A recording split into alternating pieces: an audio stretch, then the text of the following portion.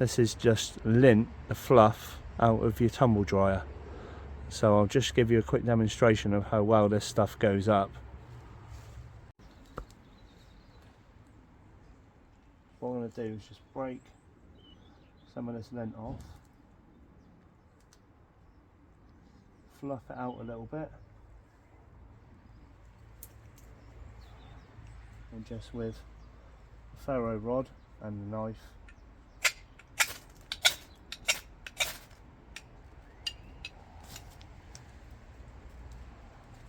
got a little bit of birch bark strips.